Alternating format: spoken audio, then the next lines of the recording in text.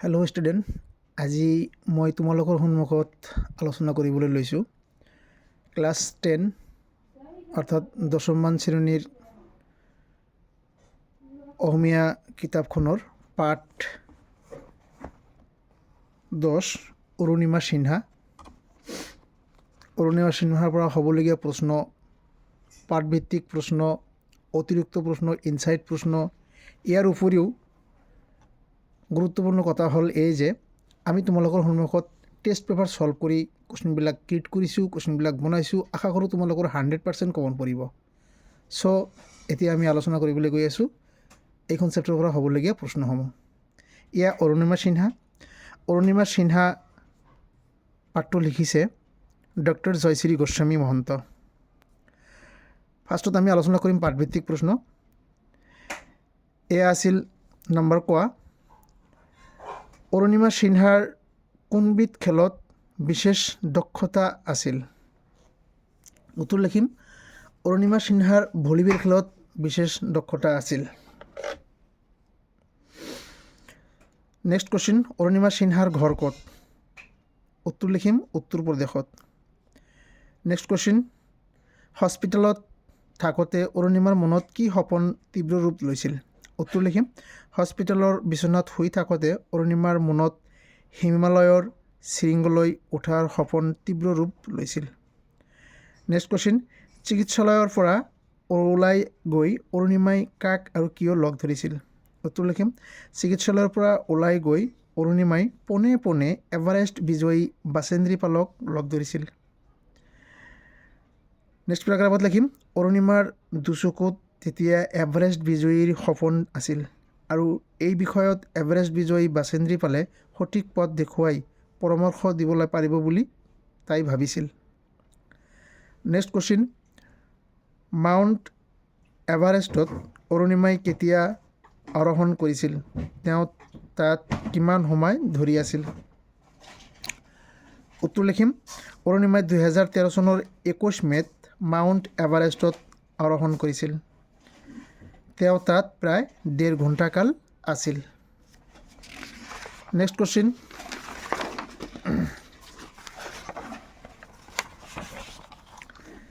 দুই number question, Arunima সিনহাই ৰেলযাত্ৰাৰ সময়ত কি দুৰ্ঘটনাৰ মুখামুখি হ'বলগীয়া হৈছিল? এই দুৰ্ঘটনাত অৰুণিমাই কি হেৰুৱাবলগীয়া হৈছিল? উত্তৰ লিখিম, অৰুণিমা সিনহাই ৰেলযাত্ৰাৰ সময়ত দুৰ্বৃত্তৰ কবলত পৰিছিল।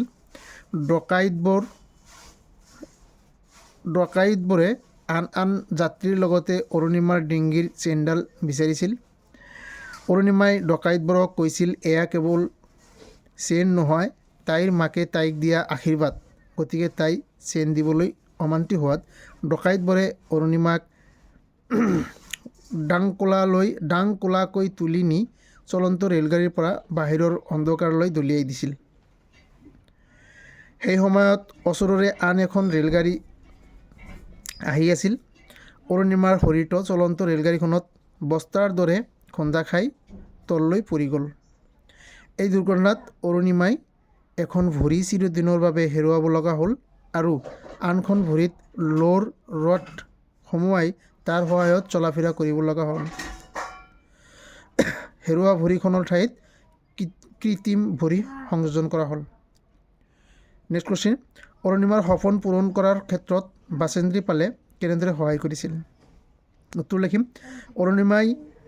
অৰুণিমা সিনহাই হস্পিটেলৰ বিচনাত শুই থাকোঁতেই হিমালয়ৰ শৃংগলৈ যোৱাৰ সপোন দেখিছিল আৰু সেই বিষয়ে পৰামৰ্শ ল'বলৈ তাই এভাৰেষ্ট বিজয়ী বাচেন্দ্ৰী পালক লগ কৰিছিল।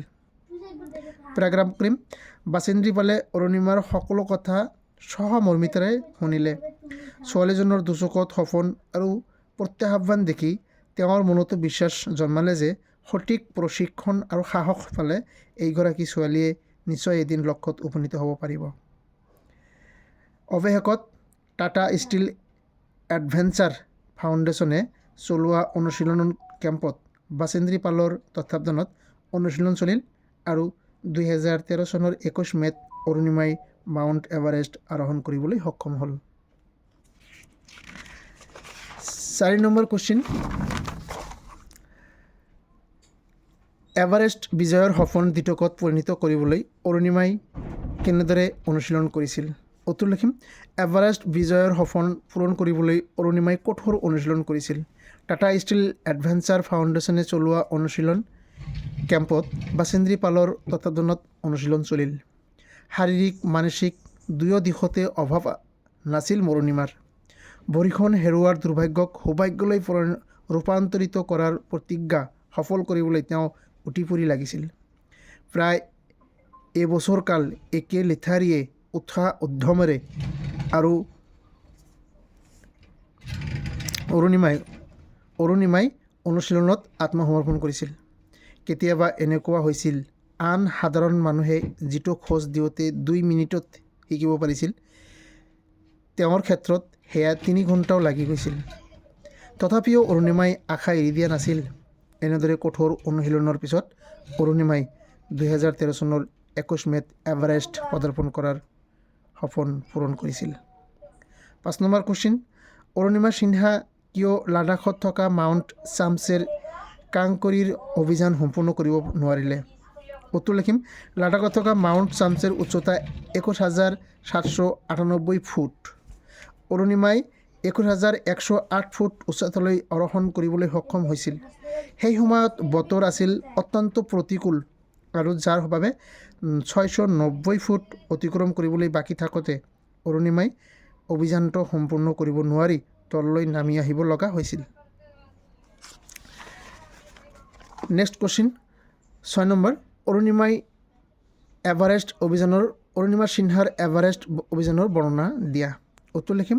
অৰুণিমা সিনহাই হস্পিটেলৰ বিচনাত শুই থাকোঁতেই এভাৰেষ্ট শৃংগ আৰোহণৰ সপোন দেখিছিল। সেই বিষয়ে পৰামৰ্শ ল'বলৈ এভাৰেষ্ট বিজয়ী বাচেন্দ্ৰী পালক লগ কৰিছিল। বাচেন্দ্ৰী পালে অৰুণিমাৰ দুচকত সপোন আৰু প্ৰত্যাহ্বান দেখি টাটা ষ্টীল এডভেঞ্চাৰ ফাউণ্ডেশ্যনত প্ৰশিক্ষণৰ ব্যৱস্থা কৰি দিছিল। পেৰাগ্ৰাফ কৰিম। এখন ভৰিত লোৰ ৰড সোমাই আৰু আনখন ভৰিত কৃত্ৰিম ভৰি লগোৱা অৰুণিমাই প্ৰায় এবছৰ কাল অনুশীলনত নিজকে আত্মসমৰ্পণ কৰিছিল। অৰুণিমাই লাডাখত থকা মাউণ্ট চামছেৰ কাংকৰীৰ 21,108 ফুট আৰোহণ কৰিবলৈ সক্ষম হোৱা কাৰ্যই তাইক মাউণ্ট এভাৰেষ্ট বগাবলৈ সাহস দিছিল। এইবাৰ অৰুণিমাই মাউণ্ট এভাৰেষ্ট বগাবলৈ সাজু হ'ল। নিজৰ অভিজ্ঞতা বিশ্ববাসীক জনোৱাৰ বাবে তেওঁ লগত 2টা কেমেৰা, পানী আৰু অক্সিজেন লৈ গৈছিল। 4 নম্বৰ কেম্প পাওঁতে অৰুণিমাৰ দুয়োখন ভৰিৰ পৰা তেজ নিগৰি পৰিছিল আৰু অক্সিজেনো শেষ হওঁ হৈছিল। অৱশেষত অদম্য সাহস, উৎসাহ আৰু কঠোৰ পৰিশ্ৰমেৰে নিশা প্ৰায় 8 বজাত 8,848 মিটাৰ উচ্চতাত অৱস্থিত মাউণ্ট এভাৰেষ্ট শৃংগত পদাৰ্পণ কৰিবলৈ সক্ষম হ'ল। তাৰিখটো আছিল 2013 চনৰ 21 মে'। তো মৰমৰ ছাত্ৰ ছাত্ৰীসকল, এইটো তোমালোকৰ কুৱেশ্যন।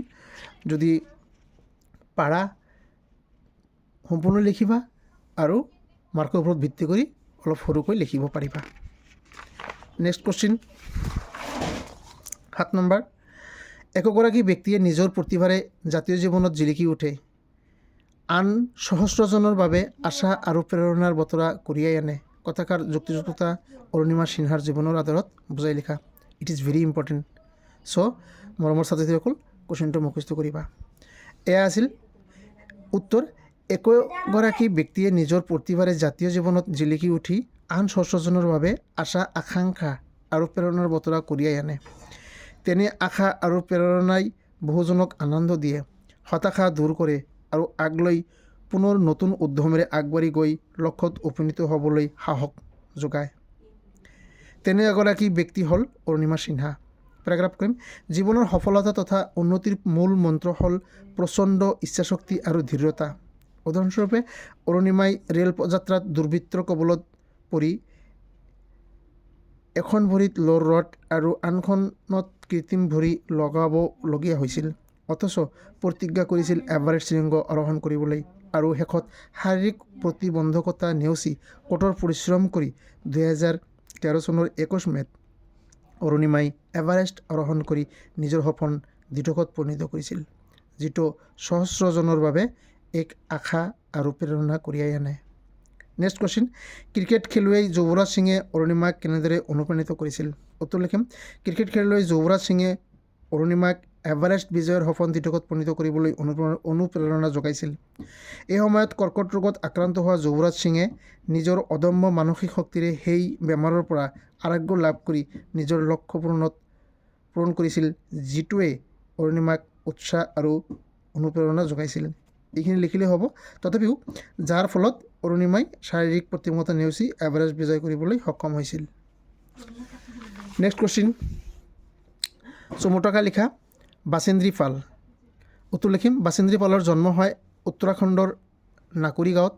প্ৰথম মহিলা এভাৰেষ্ট বিজয়ী বাচেন্দ্ৰী পালে জীৱনৰ প্ৰথম পৰ্বত আৰোহণ কৰিছিল মাত্ৰ 12 বছৰ বয়সত। উচ্চতা আছিল 13,123 ফুট। 1988 চনত তেওঁ মাউণ্ট এভাৰেষ্টৰ শীৰ্ষত অৱতৰণ কৰিবলৈ সক্ষম হয়। ইয়াৰ বাবে তেওঁ শ্ৰেষ্ঠ পৰ্বত আৰোহী হিচাপে 1984 চনত সোণৰ পদক লাভ কৰে। নেক্সট, টেনজিং নৰগে। টেনজিং নৰগে নেপালৰ খোলাখুম জিলাত জন্মগ্ৰহণ কৰে। তেওঁ হিউৰাট লেজৰ নেতৃত্বত 1936 চনত ব্ৰিটিছ মাউণ্ট এভাৰেষ্ট অভিযান আৰম্ভ কৰে, যদিও বতৰ প্ৰতিকূলৰ বাবে অভিযান সম্পূৰ্ণ কৰিব নোৱাৰে। এনেদৰে কেইবাবাৰো অভিযান চলোৱাৰ পাছত অন্তত 1953 চনৰ 29 মে' তাৰিখে তেওঁ এভাৰেষ্ট পদাৰ্পণ কৰে। Stephen Hawking.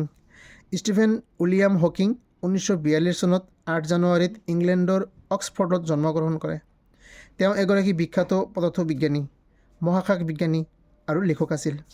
তেওঁৰ লিখা a brief history of time কিতাপে বিশ্বজুৰি খ্যাতি পাইছিল। তেওঁ পংগু হৈও অতি ধৈৰ্য আৰু মেধাৰে বিজ্ঞানী গৱেষণা আগুৱাই লৈ গৈছিল। শেষত 2018 চনৰ 14 মাৰ্চত তেওঁৰ মৃত্যু হৈছিল। নেক্সট 10 নম্বৰ কুৱেশ্যন, যিটো পাঠত আছে সন্ধি ভাংগা। উত্তৰ লিখিম সংশয়। Very important. সম যোগ ছয়। পৰ্বতাৰোহণ পৰ্বত যোগ আৰোহণ। উৎসাহ উদ যোগ চাহ। হিমালয় হিম যোগ আলয়। প্ৰত্যাহ্বান প্ৰতি যোগ আহ্বান। বিপদাপন্ন বিপদ যোগ আপন্ন। নেক্সট 11 নম্বৰ, তলৰ শব্দকেইটাৰ উপসৰ্গ ভাঙি দেখুওৱা। উত্তৰ লিখিম অনুৰাগ, যাৰ আনচাৰ হ'ব অনুযোগ ৰাগ। অনুভৱ অনুযোগ ভৱ। অভিনয় অভিযোগ নয়। প্ৰতিফল প্ৰতিযোগ ফল। ইয়াৰ পিছত হ'বলগীয়া পাঠভিত্তিক কুৱেশ্যন, আৰু আমি এই টেষ্ট পেপাৰৰ পৰা ছল্ভ কৰি কিছুমান কুৱেশ্যন ক্ৰিয়েট কৰিছোঁ। আশা কৰোঁ তোমালোকৰ এইখন চেপ্টাৰৰ পৰা 100% কমন পৰিব আৰু সহজ সৰল ভাষাত লিখি দিছোঁ। গতিকে পচন্দ হ'লে লাইক হ'লে তোমালোকে পচন্দ হ'লে নিশ্চয় লাইক ছাবস্ক্ৰাইব কমেণ্ট কৰিবলৈ নাপাহৰিবা। এয়া তোমালোকৰ প্ৰতি মোৰ আশা থাকিল। অতিৰিক্ত প্ৰশ্ন উত্তৰ। অৰুণিমা সিনহা কোন আছিল? উত্তৰ লিখিম অৰুণিমা সিনহা এগৰাকী ৰাষ্ট্ৰীয় পৰ্যায়ৰ ভলীবল খেলুৱৈ আছিল। তাই পিছলৈ শাৰীৰিক প্ৰতিবন্ধকতাক নেওচি এভাৰেষ্ট শৃংগ আৰোহণ কৰিছিল। খ, পৰ্বত আৰোহণৰ প্ৰশিক্ষণ অৰুণিমাক কোনে দিছিল? উত্তৰ লিখিম এভাৰেষ্ট বিজয়ী বাচেন্দ্ৰী পাল। নেক্সট, ৰেল দুৰ্ঘটনাৰ পিছত অৰুণিমাই ক'ত চিকিৎসা গ্ৰহণ কৰিছিল? ৰেল দুৰ্ঘটনাৰ পিছত অৰুণিমাই প্ৰথমে বেৰেলী হস্পিটেলত আৰু তাৰপিছত নতুন দিল্লীৰ all India institute of medical ছায়েন্সত চিকিৎসা গ্ৰহণ কৰিছিল। নেক্সট কুৱেশ্যন, অৰুণিমাই কি বঁটা লাভ কৰিছিল? তো মৰমৰ ছাত্ৰ ছাত্ৰীসকল, ইয়াৰ পৰা তোমালোকৰ যিকোনো এটা বঁটা উল্লেখ কৰি দিব পাৰে যে বঁটাটো কেতিয়া লাভ কৰিছিল বা কাৰ জৰিয়তে লাভ কৰিছিল, কোনে দিছিল, হয় না? নহ'লে এনেকৈও দিব পাৰে ৰাষ্ট্ৰীয় বঁটা লাভ কৰা বঁটাটো কি আছিল, অৰুণিমাই কি ৰাষ্ট্ৰীয় বঁটা লাভ কৰিছিল, পদ্মশ্ৰী বঁটা, এনেকৈ দিব পাৰে। চ' আমি টোটালি এনেকৈ লিখিছোঁ যাতে তোমালোকৰ যিকোনো কুৱেশ্যন আহিলে ইয়াৰ পৰা লিখিব পাৰা। তো পদ্মশ্ৰী বঁটা 2015 চনত লাভ কৰিছিল, যিটো ৰাষ্ট্ৰীয় বঁটা। ইয়া দিছিল সন্মানীয় ৰাষ্ট্ৰপতি প্ৰণৱ মুখাৰ্জীৰ পৰা লাভ কৰে। টেনজিং নৰগে সন্মান, ইটোও সন্মানীয় ৰাষ্ট্ৰপতি প্ৰণৱ মুখাৰ্জীৰ পৰা লাভ কৰে। Amazing Indian award doctor APJ Abdul কালামৰ পৰা লাভ কৰে। এয়া 2014 চনত আছিল দেই, এয়া 2014 চনত আছিল। নেক্সট কুৱেশ্যন, নম্বৰ অৰুণিমাৰ জীৱনমূলক গ্ৰন্থখন কোনে উন্মোচন কৰিছিল? উত্তৰ লিখিম ভাৰতৰ প্ৰধানমন্ত্ৰী নৰেন্দ্ৰ মোদী চাহাব। চোৱা, অৰুণিমা সিনহাই যাত্ৰা কৰা ৰেলগাড়ীখন ক'ৰ পৰা ক'লৈ গৈছিল? উত্তৰ লিখিম লক্ষ্ণৌৰ পৰা দিল্লী অভিমুখে আহি আছিল ৰেলগাড়ীখন। 6 নম্বৰ কুৱেশ্যন, অৰুণিমাই কিমান সময় ৰেল আলিৰ কাষত পৰি আছিল? ৰেল আলিৰ কাষত পৰি থকা অৱস্থাত তেওঁৰ কাষেৰে কিমানখন ৰেল গাড়ী পাৰ হৈ গৈছিল? উত্তৰ লিখিম প্ৰায় 7 ঘণ্টা সময় অৰুণিমাই ৰেল আলিৰ কাষত পৰি আছিল। ৰেল আলিৰ কাষত পৰি থকা অৱস্থাত তেওঁৰ কাষেৰে 39খন ৰেল গাড়ী পাৰ হৈ গৈছিল। নেক্সট কুৱেশ্যন, এয়া মোৰ মায়ে দিয়া আশীৰ্বাদ, এয়া কেৱল এডাল চেইন নহয়, কোনে কিয় আৰু কি প্ৰসংগত কাক কৈছিল? কথাটো কুৱেশ্যনটো ইম্পৰ্টেণ্ট আছে, তোমালোকে মুখস্থ কৰিবা। এয়া উত্তৰ, উক্ত কথাষাৰ অৰুণিমাই ডকাইতৰ দলটোক কৈছিল। চলন্ত ৰেলগাড়ীত যেতিয়া ডকাইতৰ দলটোৱে অৰুণিমাৰ ডিঙিৰ চেইনডাল বিচাৰিছিল আৰু ৰেল ডবাটোত থকা আন মানুহবোৰেও চেইনডাল দি দিবলৈ ইংগিত কৰিছিল, তেতিয়া অৰুণিমাই তেনেদৰে কৈছিল। সৰুকৈ লিখি দিছোঁ, ইজি ভাষাত লিখি দিছোঁ যাতে তোমালোকৰ সোনকালে মুখস্থ হয়। এয়া 2 মাৰ্কৰ কাৰণে হ'বলগীয়া কুৱেশ্যন। নেক্সট কুৱেশ্যন, অৰুণিমা সিনহাক কোনজন ভাৰতীয় ক্ৰিকেটাৰে অনুপ্ৰাণিত কৰিছিল? উত্তৰ লিখিম যুৱৰাজ সিং।